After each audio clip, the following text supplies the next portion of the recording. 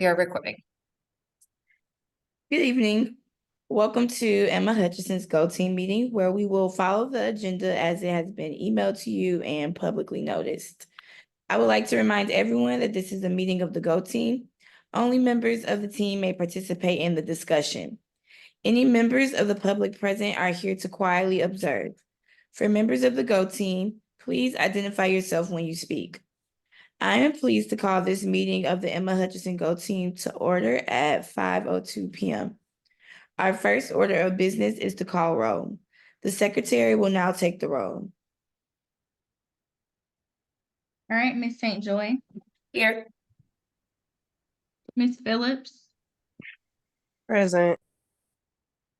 Ms. Wilson, Ms. Clark, Here.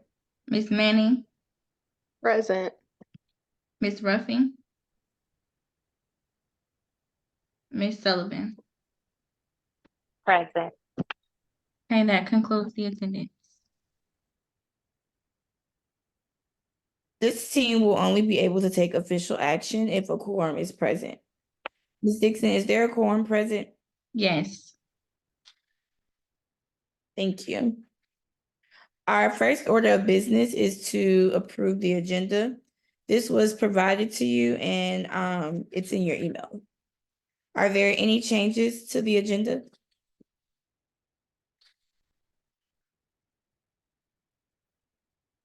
May I have a motion to approve the agenda? I, Asia Phillips, approve today's agenda. Thank you, Ms. Phillips. A second? I second that motion. Thank you, Ms. Dixon. All in favor, please say aye, so the secretary can record your vote. Aye. Aye.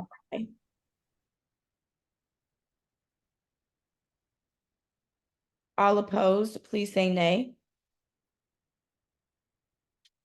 Any abstentions, please say abstain. We will review and approve the meeting minutes from our last meeting. The minutes have been provided to you. Are there any corrections?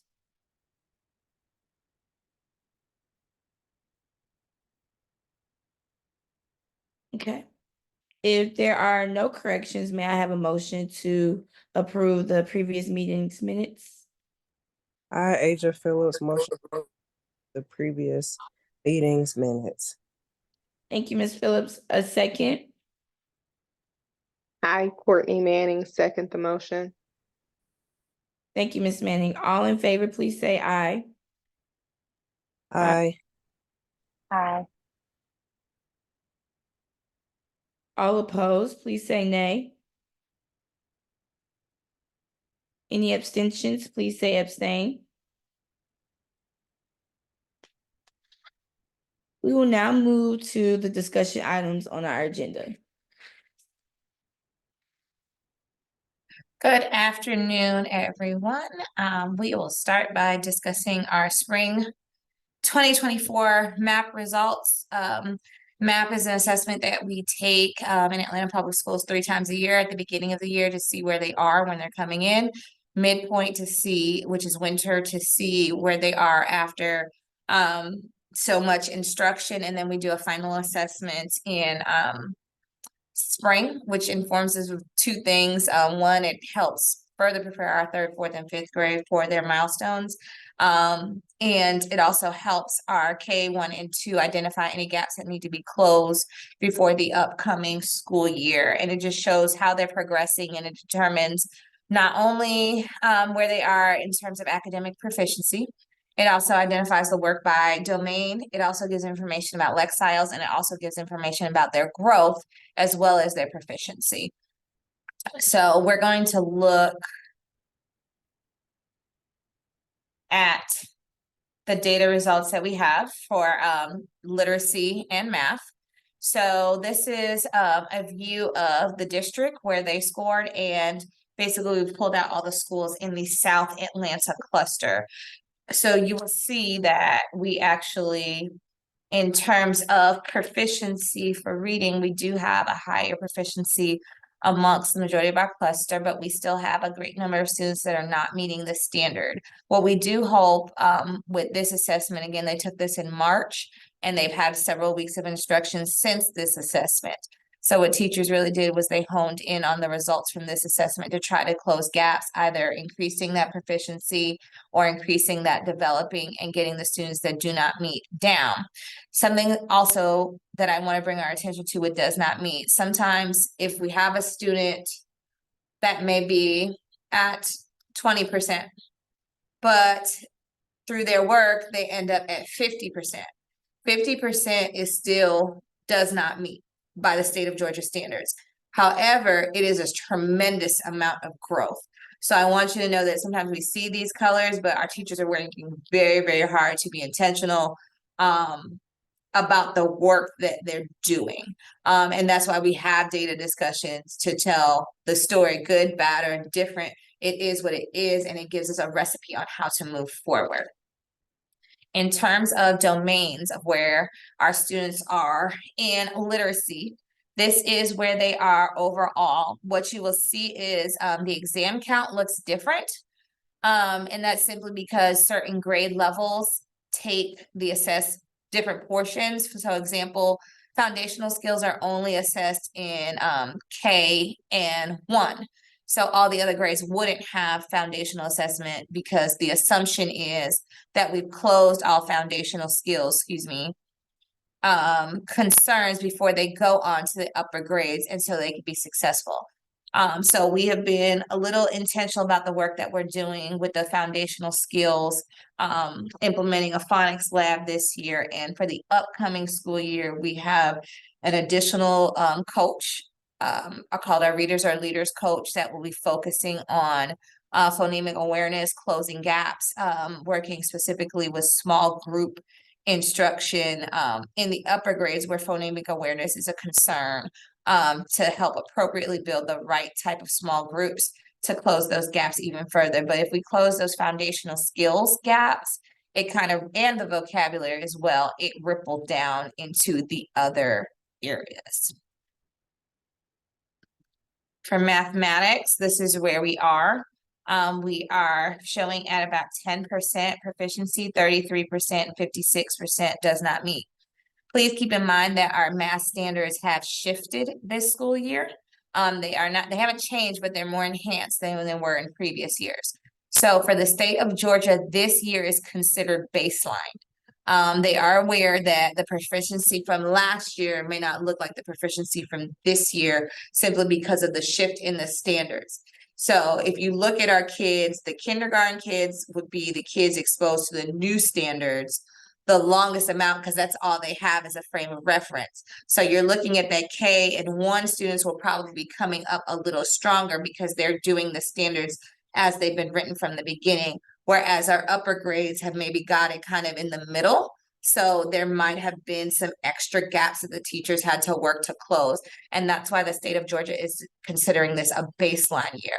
Baseline year because the teachers are getting a deeper understanding of those new standards. The kids might be exposed to things that they were not exposed to 2 years ago in that same grade level. And so they're going to be looking from this assessment that we have right now. I think these results actually come back later this summer than they traditionally do because the state of Georgia is going to analyze it a little deeper, but they're going to look at wherever we end this year and our growth as a school, as far as CCRPI, as far as our content mastery, closing the gaps, looking at our subgroups, they're looking for growth based on whatever we get this year. So granted, it's not as high as it was in previous years, but I will say that our school, compared to our South, our other neighbors, we have made tremendous growth, which was super exciting to celebrate. And also keep in mind, there are also different counts. So if you look, this school has 272 students, whereas we have 172. So it's 100 student difference. So also when you're kind of comparing, sometimes it's apple and oranges because they tested 100 more kids than us because that population was a little higher. In terms of domains that we need to address, we are doing tremendously in numerical reasoning and patterning and algebraic reasoning. If you look, that is where we're doing the best as a school overall. But again, that was only 75 kids there that were assessed. But you can look at the other numbers. And map looks, some things they capture the first grade data. Sometimes they capture K and 1, sometimes they capture K through 5, and that's why that exam count looks different. But that's where we are in terms of the mathematical domains.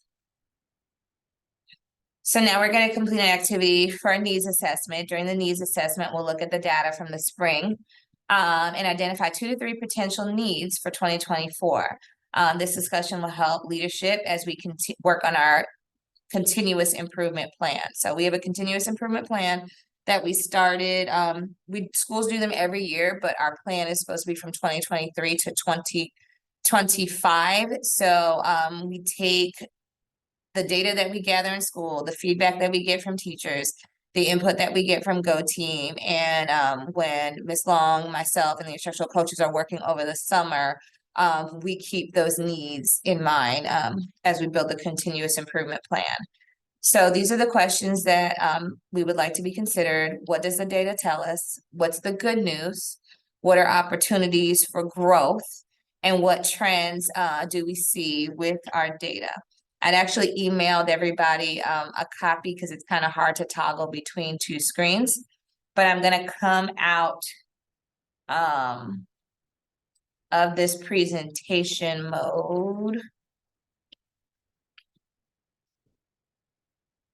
Okay. I'm going to share my screen again. And now is an opportunity for any discussion of any needs that we feel can be identified, 2 to 3 that we would like to consider for next year's continuous improvement plan. And I'll tell you, the continuous improvement plan right now focuses around the development of small group instruction, ensuring that professional development occurs around that. The enhancement that is going to be included in this year's plan, this year's focus was only small group rotations consistently throughout our building. In previous years, it was not happening consistently in every single place. This year, we did what we said we were going to do. Every single classroom consistently commits to that small group instruction time. Next year, the opportunity for growth is the differentiation for us between process and product and ensuring that we provide professional development opportunities around that. So that's the next thing that you could pervasively see in our building. People like to come to Hutchinson from the district because the things that we said we were going to do, it is consistently happening in our building with instructional practices. So with that data, and I can toggle back to any slide that you would like me to, it just won't be in the presentation mode. What are any needs that you think it is important that we consider? And I believe this is an open discussion, so feel free. Well, the celebrations in regards to literacy, there were a lot of categories, deficiency areas that were under 50%. So I thought that was really good, good improvement. The needs, I know there's a reading lab this year, but perhaps starting the reading lab at the beginning of the year, when it comes to the informational text, I know that was 58% deficiency. So starting the reading labs at the beginning of the year versus second semester, I think would give students the practice, that the adequate practice that they need to tackle that. So they have, I'm sorry. Did you say reading lab or lab? Lab. Okay. So yeah, we have a reading lab this year, but it didn't start until January, I believe. So perhaps again, just starting that in August, when they hit the ground.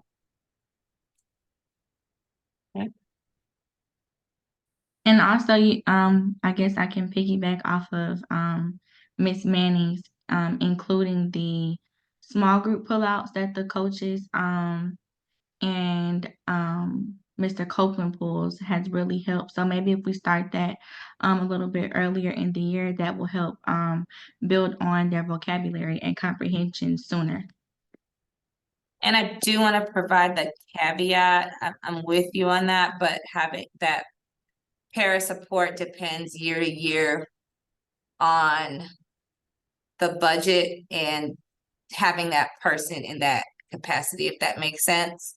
So we have it this year, Mhm. but with our budgetary needs, financially, it wouldn't work like that, particularly when we talk about Mr. Copeland, if that makes sense. Coaches probably so. Okay. And that's what I was referring to when I said the reading labs, the small Oh, group. yes. I think that's helped. Yes, quite tremendously. a bit. Yeah. So not the phonics lab, but the actual reading lab Okay. is what I was referring to. And I think that's what Miss Manning is saying too. Okay.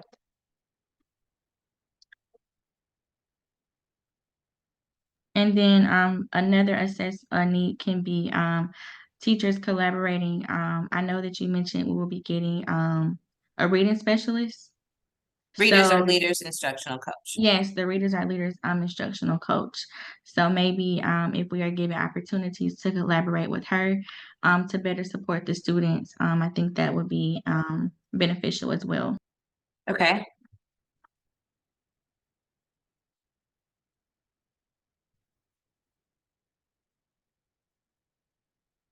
And that will happen.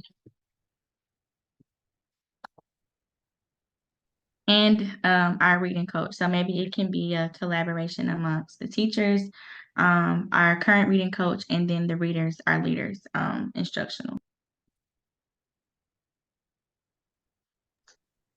And Is I it will say, Oh, go ahead. no, and I will say that I have been reaching out to district supports, Dr. Spurley and Ms. Yarday, to ask exactly how that works. And from what has been explained, it is working in conjunction, both positions are kind of married to each other, in that the readers or leaders will really focus on the science of reading and those technical pieces, but also infusing it into your small group. And the ELA coach will work to ensure that we're on top of our instructional standards and work in collaboration and making sure that we're getting that information to you appropriately. And some of that planning for them will start in the summer, because we really want to stay ahead of this. And the district has been very supportive in answering my questions and giving us extra time to appropriately support them so they can appropriately support you. Okay, thanks. And one more question. Also, With the sorry. Okay, I want to just, if I could. okay, go ahead. Go ahead. Thanks. Is it possible to have like a room parent? If you have one or two room parents to come in, volunteer maybe once or twice a week in the classroom, that would be an extra set of hands as well when it comes to helping to prepare the kids, strengthen their reading skills. That might work as well. Yep, there's no objection to that. We just have to make sure that we're in lines with the background checks.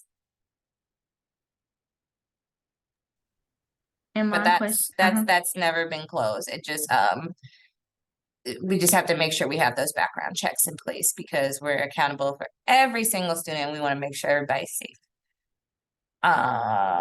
Miss Dixon. my question was around providing more opportunities for the students to actually engage with books. So I know over the summer we had Dear Time.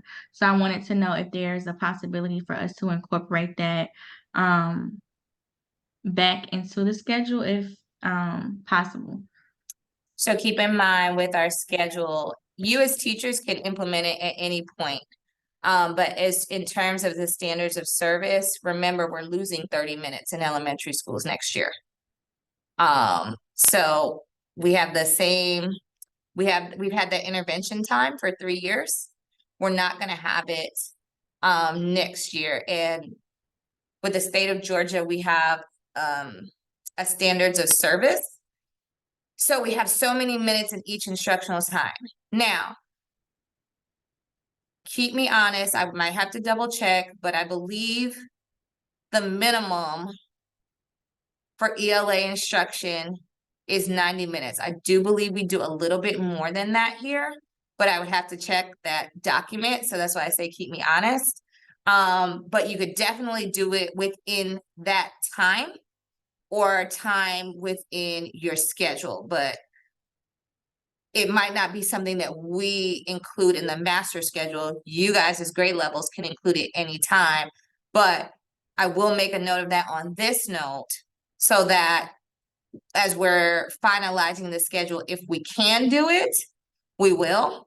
But please keep in mind that 30 minutes will be taken off Yes, next okay. school year. Yeah. Okay, thank you. Let me do this. Insert. Start below. Okay.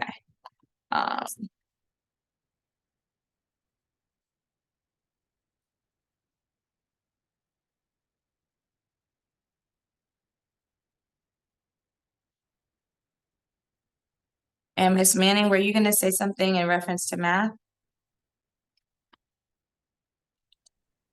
No. Oh, I you don't- weren't? Okay, I thought you were. I was trying to make sure I captured. I was Miss Uh-uh. Angela. I was gonna speak.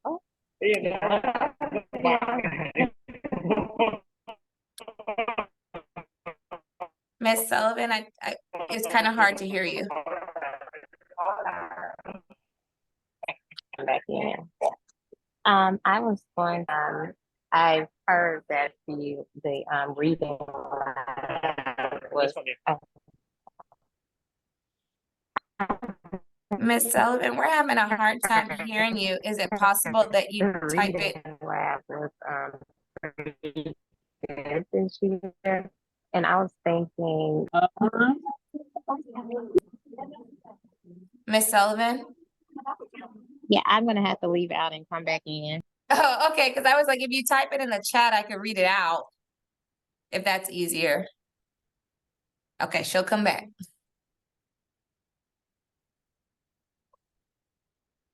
Okay, she went out and she's coming back in. So we'll give her a minute so she can add that. So far, small group pullout, collaboration with religious leaders and ELA instructional coach, including dear time into instructional schedule if possible. Into master instructional schedule. Okay. And I would also just thinking in terms of math, going along with the same idea regarding the math lab, starting that as well at the beginning of the year. Mhm. Pulling the kids out, because I think that has helped as well, since Ms. May has started. So just So starting that sooner. As you guys are talking through that, I do want to provide context. With the lab, the reason why it happened at this time of the year, what the instructional coaches are specifically hired for are to build capacity in teachers to impact students. So at this point in the year, you guys have done all the professional development. You understand how to internalize a lesson. You understand how to do all the things, right? Or you have more of an understanding of it than you did in August, if that makes sense. So now at this point, that's why it's kind of like this extra support on the back end. Now, ideally, if we had additional instructional paras, that would be ideal. But their first thing to do is build capacity within you guys so that it impacts what you're doing in the classroom. Does that make sense? So that's why it's not that we started it late in the year. It was the time in which it was more allowable. Because if they were only pulling out small group, that job description for Atlanta Public Schools is an interventionist, like a reading or math. I might not be using the right term, but they have kind of interventionists that certain schools had, because either A, their budget's allowed, or yeah, it's only A, that their budget's allowed for that. So you may see certain schools that they have an instructional coach and that interventionist, and that interventionist is only doing small groups because in their job description, they are strategically supposed to work with children. Does that make sense? Okay, I just want to provide that context. But if all the things are happening in October and there's time, you know, that looks different. But math pullouts as well. And I don't know if Ms. Sullivan's coming back. So we did get 4 items that, as we continue to build the continuous improvement plan, we will have these things to keep in consideration as we're developing the language of that plan further.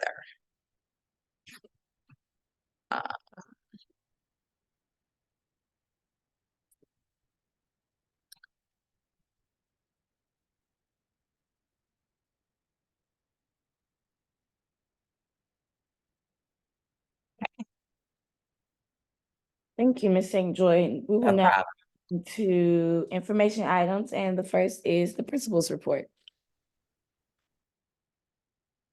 All right, principal's report.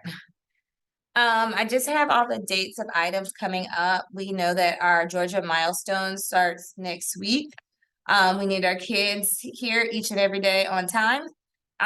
We also make sure they have we need everybody to make sure that they're eating, that we're doing check-ins, making sure that they're feeling good, making sure that they're going to bed on time. I definitely encourage all the teachers, you know, make a connection with their parents, you know, that they are taking this assessment.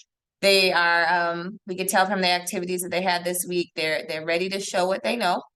And we want them to be as successful as possible and create the best environment. Making sure, you know, if they're coming in feeling good, if they're not feeling good, that we do a pulse check on them, like how are you feeling? So that they giving their best self on the test. We have 2 days of field day this year. It's broken up into K2 and 3, 4, and 5. So there will be 2 days here at our school. On the 16th, we also have a PBL STEM night, which is our first STEM night of the year, another parent night. We're getting communication out there. We actually had our flyer translated into Spanish. We received it this afternoon, so it should be going home in English and Spanish so that all our families can read. And we will also be giving an incentive to the class with the highest percentage of parents that come to the event. We will be sending out robocalls. We are getting it on our marquee. And we are also asking parents to make parent calls. And we've also sent out invitations that will go out for parents to RSVP. We will provide child's care with the support of our specials teachers, and there will be food.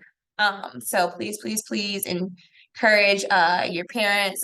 Community members are welcome. I think it's going to be a really great night. I think the kids have worked hard. The teachers have worked hard. And we want to showcase what we've been doing this year. 5th grade will attend a transitional program at Long Middle School on May 17th. We know that our big kids are getting ready to go to the bigger school, which is Long Middle School. So it is a day that Long plans to give them an introduction into the middle school experience. And it's always been a great collaborative space with our feeder school. We will have several awards days the week of May 20th. We have our 5th and 4th grade awards day on the 20th, 21st, 3rd, pre-K and kindergarten on the 22nd, 2nd, and 1st. And the last day of school is May 24th. Those are all the immediate announcements. You know, the biggest thing is that we want everybody here on time, good energy. Although it is the last month of school, it's still an important month. And we want to give the same energy that we were giving in August and September. We want that same energy right now. And that concludes the principal's report. There are additional information items. I do not have the cluster report in full transparency. I have just returning, I wasn't at the last meeting. I'm just returning from FMLA. So I do not have the cluster advisory team report information, but once I pull that, I can send it out to you guys. The GoTeam elections are taking place. Today is the last day to vote. Everybody got a unique link from the GoTeam office to vote on those positions. So please check your email. If you have not voted, just do your search, Go Teams, and it is a unique link because I was able to find mine and cast my vote. Announcements, please complete your end of the year surveys from the Go Team. There is a principal feedback survey. I think that didn't come to me, but it went to you guys ideally. But it would be a unique email from the Go Team. And if for some reason you can't find it, email the Go Team office and I'm sure they will send it to you. And just a satisfaction with the Go Team is that's actually available on May 1st. And if you have any required Ellis trainings, make sure you go into Ellis and complete them, and feel free to contact the Go Team office if you have any questions. And that concludes the principal's report.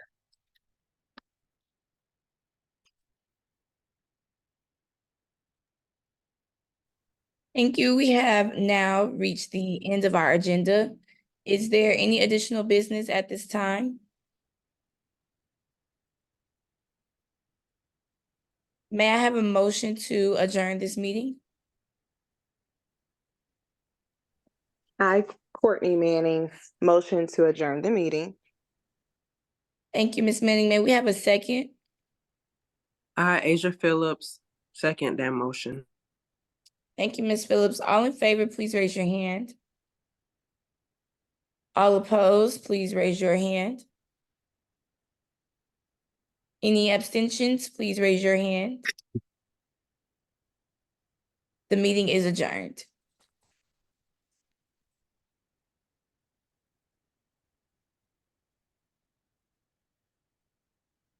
I am going to. There we go.